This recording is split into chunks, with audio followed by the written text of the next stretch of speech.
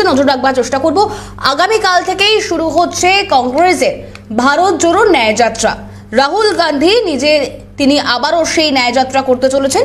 এবার যাত্রার আগে কংগ্রেসের প্রচার শুরু হয়ে গেল, কারণ এবার ন্যায়যাত্রার যে রুটম্যাপ, সেই রুটম্যাপে রয়েছে বাংলার বেশ কিছু এলাকাও।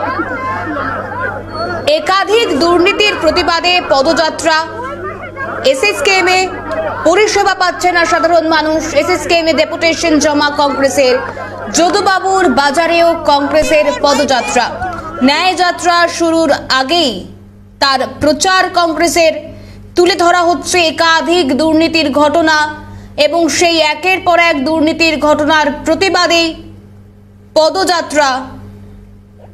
এসএসকেএমেও ডেপুটেশন জমা কংগ্রেসের, কারণ সেখানে সাধারণ মানুষজন তারা পরিষেবা পাচ্ছে না। এসএসকেএম হয়ে উঠছে পলিটিক্যাল সেফ হাউস। অন্যদিকে যদুবাবুর বাজার, সেখানেও কংগ্রেসের পদযাত্রা।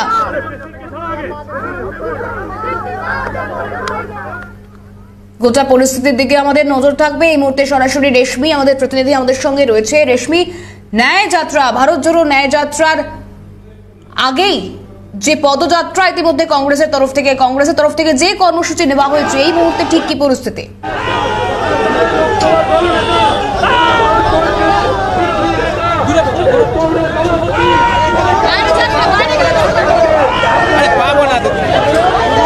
একদম দেখো, ইতিমধ্যে ভারত জোড়ো যে ন্যায়যাত্রা, সেই ন্যায়যাত্রার আগে প্রচার পর্ব সারছিলেন অধীর রঞ্জন চৌধুরী।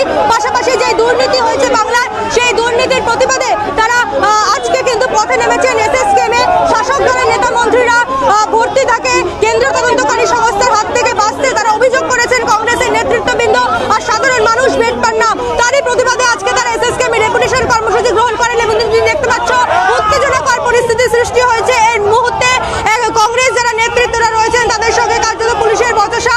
যে ব্যারিকেড সামনে দিয়ে দেওয়া হয়েছিল, সেই ব্যারিকেড ভেঙে এগিয়ে যাওয়ার চেষ্টা করছেন কংগ্রেসের যারা কর্মী সমর্থকরা রয়েছেন এবং নেতৃত্ববৃন্দ। মূলত পুরো দুর্নীতি, নিয়োগ দুর্নীতি, অর্থাৎ শিক্ষক নিয়োগ দুর্নীতি, পুরো নিয়োগ দুর্নীতি, কয়লা দুর্নীতি সহ একাধিক যে দুর্নীতি, সেই দুর্নীতি নিয়ে সরব হয়েছে কংগ্রেসের নেতৃত্ববৃন্দ। পাশাপাশি সাধারণ মানুষ চিকিৎসার জন্য বেড পাচ্ছেন না এসএসকেএমে। কিন্তু শাসক দলের সঙ্গে যোগ থাকলেই হয়তো শাসক দলের নেতা মন্ত্রীরা যারা কেন্দ্রীয় তদন্তকারী সংস্থা থেকে বাঁচতে এসএসকেএমে ভর্তি হচ্ছেন এবং এসএসকেএমের বেড দখল করছেন বলে অভিযোগ করেই আজকে পদযাত্রা করেছেন এবং প্রতিবাদ করেছেন কংগ্রেসের নেতৃত্ববৃন্দ। ইতিমধ্যে তারা এসএসকেএমে ডেপুটেশন কর্মসূচি ছিল, ডেপুটেশন দেওয়ার এবং যারা কংগ্রেসের কর্মী সমর্থকরা রয়েছে তারা কিন্তু যে গার্ডরেল দিয়ে দেওয়া হয়েছে পুলিশের ব্যারিকেড, সেই ব্যারিকেড ভেঙে এগিয়ে যাওয়ার চেষ্টা করছে। একদিকে পুলিশ রয়েছে, আরেকদিকে কংগ্রেসের নেতৃত্ববৃন্দরা রয়েছেন এবং এসএসকেএমের সামনে কিন্তু যথেষ্ট উত্তেজনাকর পরিস্থিতি সৃষ্টি হয়েছে।